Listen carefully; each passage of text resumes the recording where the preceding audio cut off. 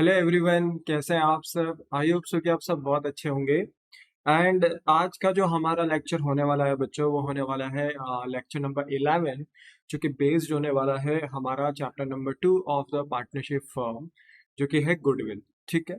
और ये चैप्टर बेटा बहुत ज़्यादा इम्पोर्टेंट हो जाता है बोर्ड एग्जामिनेशन के लिए, क्योंकि यहाँ से आपके पास बोर्ड एग्जामिनेशन में बहुत फ्रिक्वेंटली क्वेश्चंस पूछे जाते हैं। 4 to 6 मार्क्स से क्वेश्चन पूछे जाते हैं, तो आप इसको बिल्कुल भी बोलते हैं ना कि सेट असाइड नहीं कर सकते।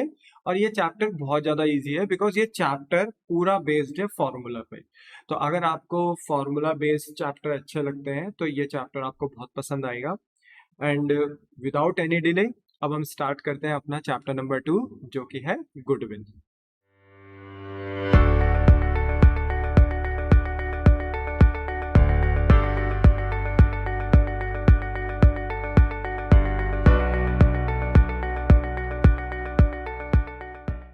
ना everyone, chapter number 2 goodwill start करने से पहले मैं आपको एक छोटी सी इन्फॉर्मेशन प्रोवाइड कराना चाहता हूँ। वो ये है कि हमारे गुडविल के ऊपर अप्लाई होता है अकाउंटिंग स्टैंडर्ड 26, जो कि प्योरली बेस्ड है किसके ऊपर, इंटेंजिबल एसेट्स के ऊपर। हालांकि गुडविल हमारा इंटेंजिबल एसेट है तो ऑलरेडी इस पे AS 26 अप्लाई होता है, पर AS 26 का स्कोप सिर्फ गुडविल तक ही नहीं होता, अदर इंटेंजिबल एसेट्स पे भी होता है, like patent, trademark, franchisee, formula, recipe, any other commercial rights या लाइसेंस। सब पे हमारे जो भी इंटेंजिबल एसेट के कैटेगरी में बोलते हैं ना फॉल होता है, उन सब पे हमारा अकाउंटिंग स्टैंडर्ड 26 अप्लाई होता है। बट क्योंकि हमारा कंसर्न सिर्फ गुडविल का है तो हम यहाँ पे गुडविल के कंटेक्स्ट पे ही बात करेंगे। सो कभी कभी एग्जाम में आ जाता है कि बताइए गुडविल के ऊपर कौन सा AS लगता है। The answer is AS 26। Are you understanding? Okay. So देखिए, आपके सिर्फ जनरल नॉलेज के लिए मैं आपको ये भी बता दूं कि अकाउंटिंग स्टैंडर्ड जो हमारे देश में इशू करे गए हैं या जो करे जाते हैं, वो हमारे देश के अकाउंटिंग बॉडी यानी ICAI, that is institute of chartered accountant of India के द्वारा किए जाते हैं। ठीक है। अब देखो, इस चैप्टर का जो मेन कंसेप्ट है या जो मेन कोर कंसर्न है वो यही है कि आपको ये चैप्टर बताएगा कि गुडविल का मीनिंग क्या होता है, या कौन कौन से वो फैक्टर्स होते हैं जिनकी वजह से गुडविल अफेक्ट होती है, types of goodwill, methods of goodwill के कितने तरीके से आप गुडविल को मेजर कर सकते हो, कि कितने तरीके से आप फर्म की गुडविल को वैल्यू कर सकते हो, वो सब चीजें आपने यहाँ पे देखनी है। तो हमारा जो आज का पहला पॉइंट है वो ये है कि what do you mean by goodwill. तो गुडविल के मीनिंग को मैं आपको समझा सकूं, इसलिए मैंने गुडविल के मीनिंग को ना बोलते ना बेटा छोटे छोटे पार्ट्स में ब्रेक डाउन कर दिया है। तो हमारे पास पहला पॉइंट गुडविल के मीनिंग में है कि goodwill is the value of the reputation of the firm. तो जो फर्म की रेपुटेशन होती है ना, यानी जो फर्म की इज्जत होती है, अगर हम उसको वैल्यू करते हैं इन टर्म्स ऑफ रुपीज, तो that is known as goodwill. ये गुडविल बिल्टअप होती है ओवर द टाइम, मतलब बेटा ये रातों रात क्रिएट नहीं होती है। बोलते हैं ना कि गुडविल को क्रिएट करने में थोड़ा टाइम लगता है। बिजनेस को अच्छा quality goods and services provide करना होता है, आफ्टर सेल सर्विसेज देनी होती है, कस्टमर के साथ एक अच्छे रिलेशनशिप स्टैब्लिश करने पड़ते हैं, तब जाकर फर्म की रेपुटेशन बिल्डअप होना स्टार्ट होती है।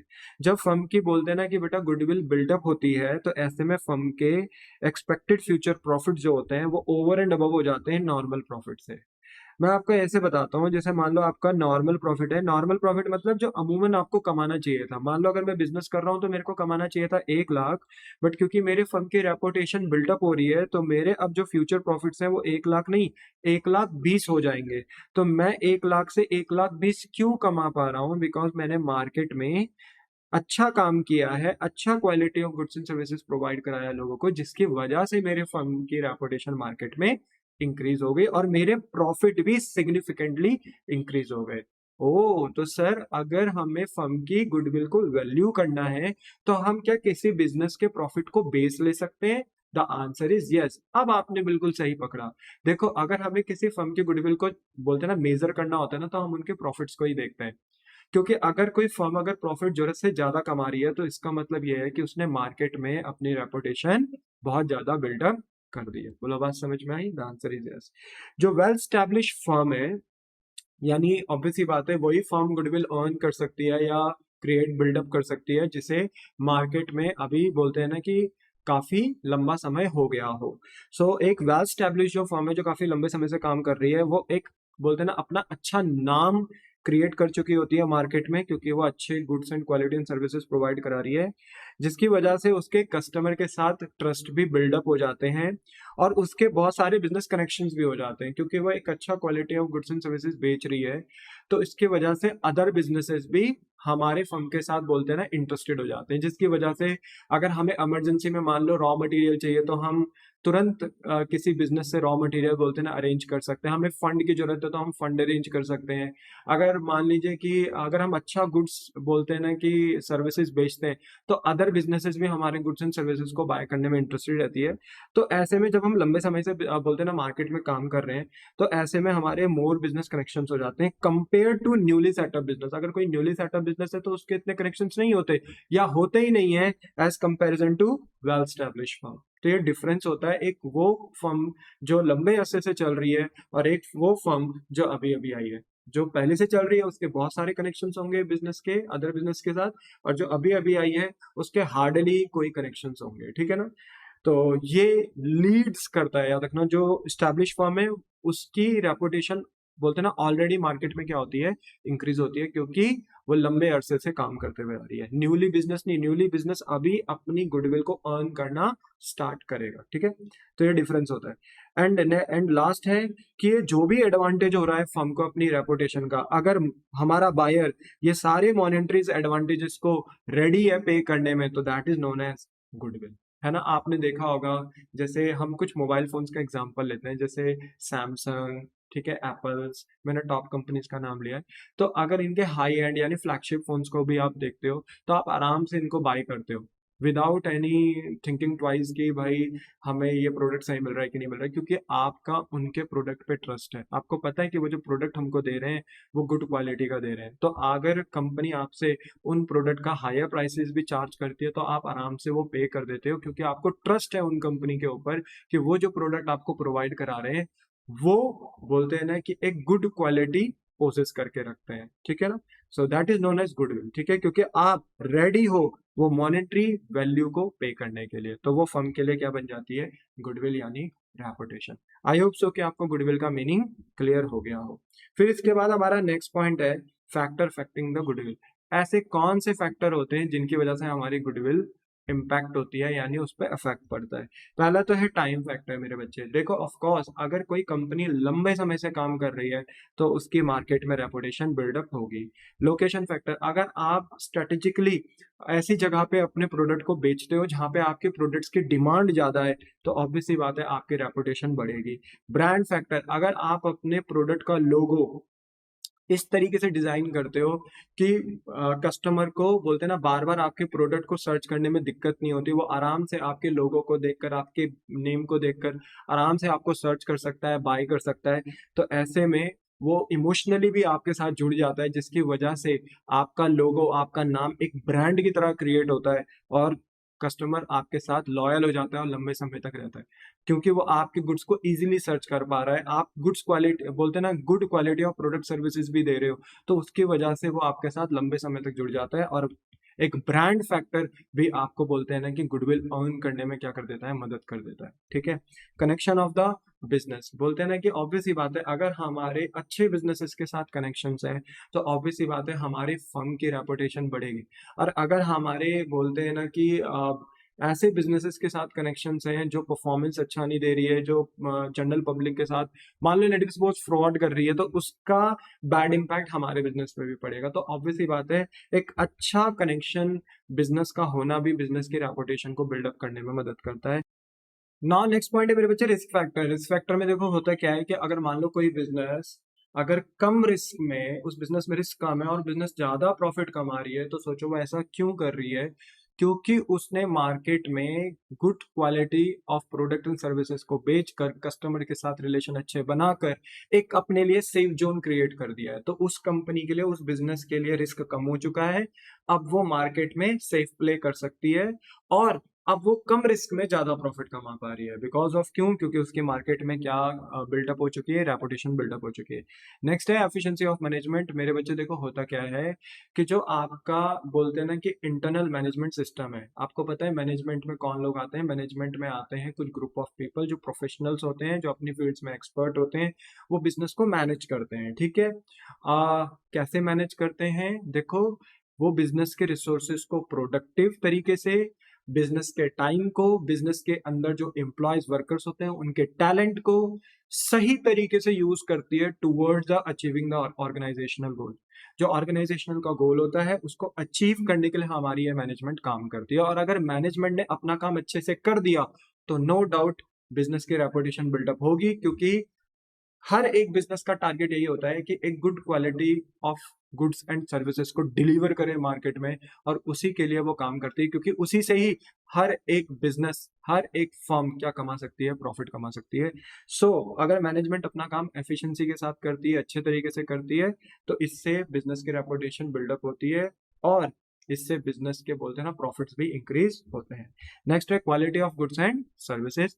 देखो ये तो मेन, सबसे मेन पॉइंट यही है, देखो सारी बातें गई इधर की उधर, मेन यही है कि अगर आपको अपने बिजनेस की रेपुटेशन इंक्रीज करनी है तो आप मार्केट में कस्टमर को एक अच्छा value for money goods provide करो, सर्विसेज प्रोवाइड करो। तो अगर आप एक अच्छा value for money goods and services provide करोगे तो नो डाउट आपकी रेपुटेशन बढ़ेगी बढ़ेगी, ठीक है। और देखो पहले क्या होता था, आज से कम 15-20 साल पहले मेरे बच्चे, हम लोग ना सिर्फ और सिर्फ किस पे ध्यान देते थे, गुड्स को बेचने पे ध्यान देते थे। हम ये नहीं देखते थे कि कस्टमर को गुड्स बेचने के बाद भी हमने बोलते ना कि उसके फीडबैक लेने हैं या उसको कुछ सर्विसेज देनी है, हम बिल्कुल इसके ऊपर ध्यान नहीं देते थे। तो आज के टाइम पे बेटा हम ना सेल्स, आफ्टर सेल सर्विसेज पे भी ध्यान देते हैं। हमारा सिर्फ मकसद उनको गुड्स बेचने का नहीं होता, हमारा मकसद ये भी होता है कि अगर हम उन्हें गुड्स बेच रहे हैं तो उसके बाद भी हम उनके टाइम टू टाइम फीडबैक लें, या टाइम टू टाइम उस प्रोडक्ट से रिलेटेड कुछ सर्विसेज हम उनको या तो बोलते हैं ना मिनिमम प्राइस या फ्री ऑफ कॉस्ट प्रोवाइड कराएं, जिससे कि वो कस्टमर हमारे बिजनेस से बोलते हैं ना जुड़ा रहे, ठीक है ना। तो after sale service and quality के साथ भी अगर हम उनको बोलते हैं ना कि ध्यान में रख रहे हैं, तो ऐसे में भी बिजनेस की रेपुटेशन बढ़ती है। एंड लास्ट है गुड कस्टमर रिलेशन। देखो बेटा, अगर हम अपने कस्टमर को अच्छे से ट्रीट करते हैं, अगर हम अपने कस्टमर्स के टाइम टू टाइम अपने प्रोडक्ट से रिलेटेड फीडबैक लेते रहते हैं, तो ऐसे में जो कस्टमर है वो ना एक बोलते हैं ना इमोशंस के थ्रू हमारे साथ जुड़ जाता है, और फिर वो किसी दूसरे के गुड्स को बोलते हैं ना प्रेफर नहीं करता, वो हमारे ही गुड्स को प्रेफर करता है। आपने देखा होगा कई लोगों के अंदर होता है कि वो एक सर्टेन कंपनी के ही प्रोडक्ट खरीदते हैं, क्यों, क्योंकि वो उस कंपनी के साथ इमोशनली अटैच हो जाते हैं, क्योंकि बिजनेस उनके साथ एक गुड कस्टमर रिलेशनशिप क्रिएट कर चुकी होती है, जिसकी वजह से उस कंपनीज की रेपुटेशन बिल्डअप होती रहती है। सो that is known age factor affecting the goodwill. Okay, next हमारा थर्ड पॉइंट है यहाँ पे टाइप्स ऑफ गुडविल। ये बहुत इंपॉर्टेंट है बेटा, इसको बहुत ध्यान से समझना, क्योंकि ये अब आने वाले जो आपके अपकमिंग चैप्टर्स हैं, like change in the profit sharing ratio, admission, retirement, death, dissolution, वहां पर अब इनके कंसेप्ट चलते रहेंगे, ठीक है। तो टाइप्स ऑफ गुडविल में देखिए दो टाइप की गुडविल होती है हमारे पास, एक होती है सेल्फ जनरेटेड गुडविल, एक होती है परचेज गुडविल।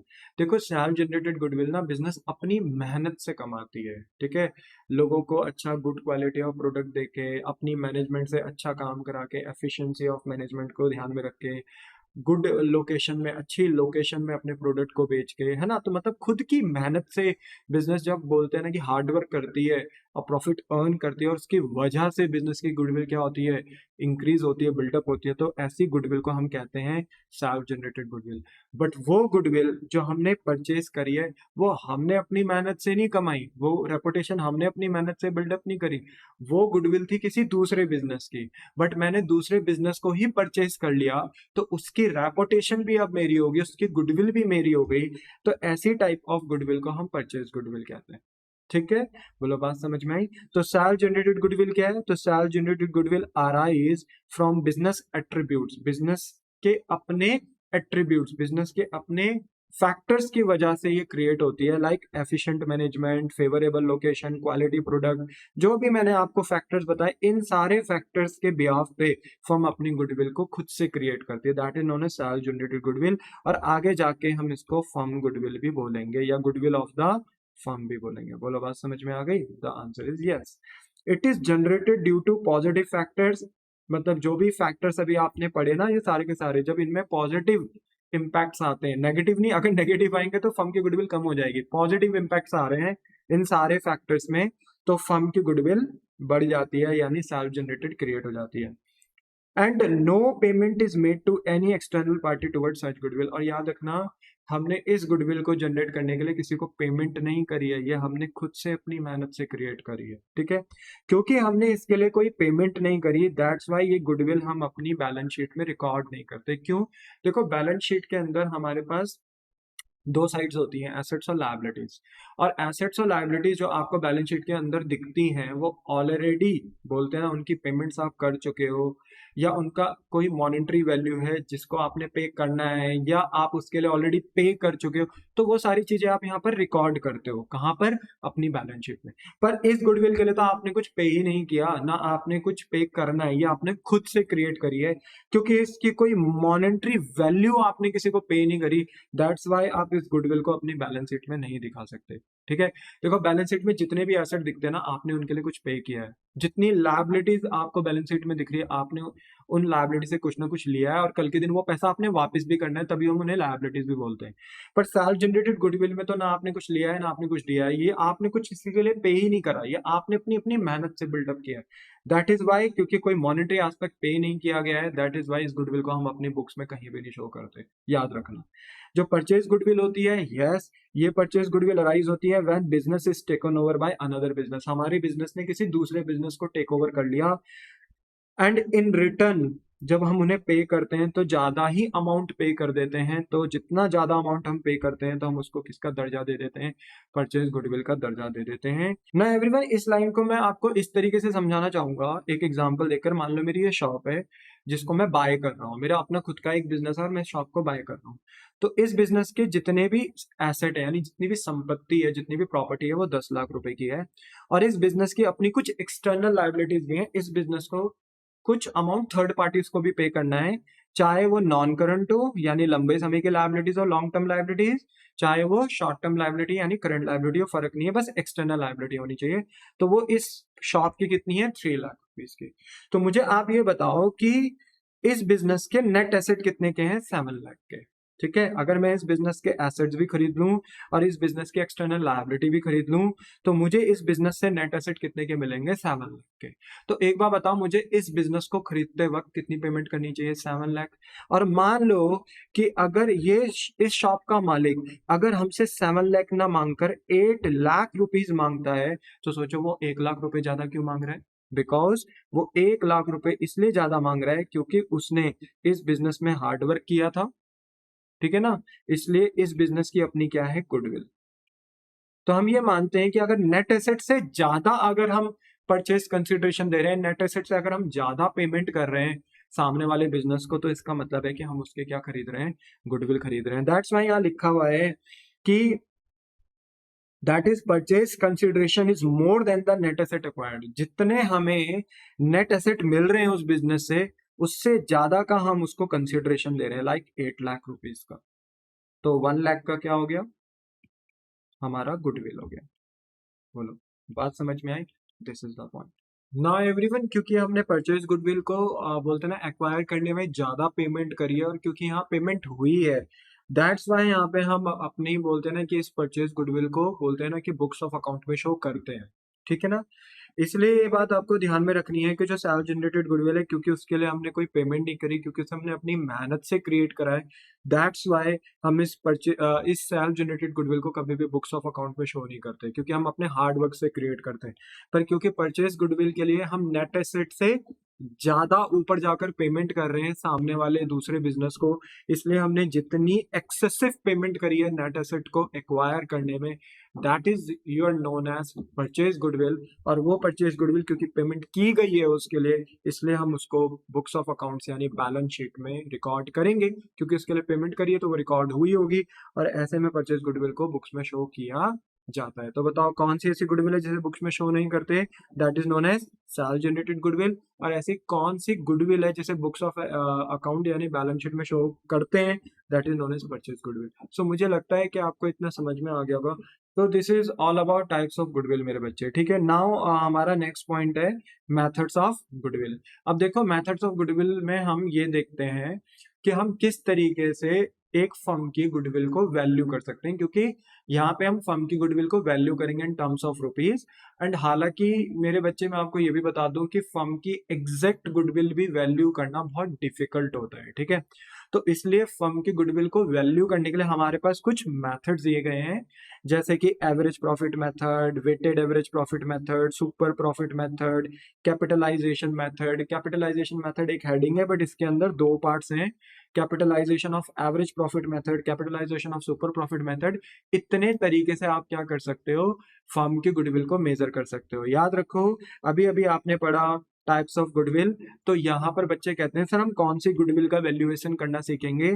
तो मेरे बच्चे, आप सेल्फ जनरेटेड गुडविल का वैल्यूएशन करना सीखोगे, परचेज गुडविल का नहीं, क्योंकि परचेज गुडविल का वैल्यूएशन तो हमें तभी पता चल जाता है जब हम किसी के बिजनेस को बाय करते हैं। तो इसके लिए हमें कोई कैलकुलेशन की जरूरत नहीं है।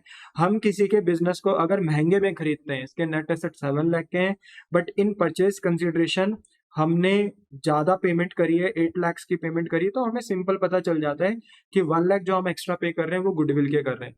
हमारा मेन टास्क ये है कि हम फर्म की गुडविल को निकाल सके, और फर्म की गुडविल को एग्जैक्टली निकालना बहुत डिफिकल्ट होता है। तो इसके इसलिए हमारे पास इसके कुछ मेथड्स हैं, जो मेथड्स हमने स्टडी करने हैं। आपके सिलेबस में मैं बताऊं बेटा, तो वेटेड एवरेज प्रॉफिट मेथड नहीं है, खास तौर से सीबीएसई के सिलेबस में नहीं है, बट मैं फिर भी रिकमेंड करूंगा कि आप पढ़ लेना, क्योंकि जो वेटेड एवरेज प्रॉफिट मेथड के अंदर जो एडजस्टमेंट होंगी कुछ इंपॉर्टेंट, वो आपके अदर मेथड्स में आ सकती हैं। तो इसलिए हम पढ़ेंगे सारे के सारे मेथड्स ही, ठीक है। ये नहीं देखेंगे कि कौन सा आ रहा है सिलेबस में कौन नहीं। अरे एक अगर आप मेथड एक्स्ट्रा पढ़ भी लेते हो, तो मुझे नहीं लगता है कि इसमें बोलते कोई बहुत बड़ा पहाड़ टूट जाएगा। तो मुझे लगता है कि सब सारे बच्चों को ये मेथड्स पढ़ने चाहिए। और क्या पता बीच में कोई नोटिफिकेशन डाल दे सीबीएसई और बोल दे कि वेटेड एवरेज प्रॉफिट भी आएगा, तो कोई रिस्क मत लो, सारे ही पढ़ लो, ठीक है। बोलो बात समझ में आती है। So this is all about today. आज की क्लास में हमने सारे बेसिक कंसेप्ट पढ़े गुडविल के। हमने देखा कि गुडविल का मीनिंग क्या होता है, फैक्टर अफेक्टिंग गुडविल क्या होता है, टाइप्स ऑफ गुडविल क्या होता है, कौन कौन से हमारे मेथड्स होते हैं। तो ये सब हमने कंप्लीट कर दिया। नाउ जो हमारा नेक्स्ट लेक्चर होगा, लेक्चर नंबर 12, वहां पे हम सबसे पहले स्टार्ट करेंगे अपना एवरेज प्रॉफिट मेथड। एंड मैं पूरी कोशिश करूंगा बेटा कि अपने नेक्स्ट लेक्चर में मैं एवरेज प्रॉफिट मेथड को पूरा कंप्लीट कर लूँ, ठीक है। तो आज की क्लास फिर मैं इसी बोलते ना पॉइंट पर आकर खत्म कर देता हूँ मेरे बच्चे।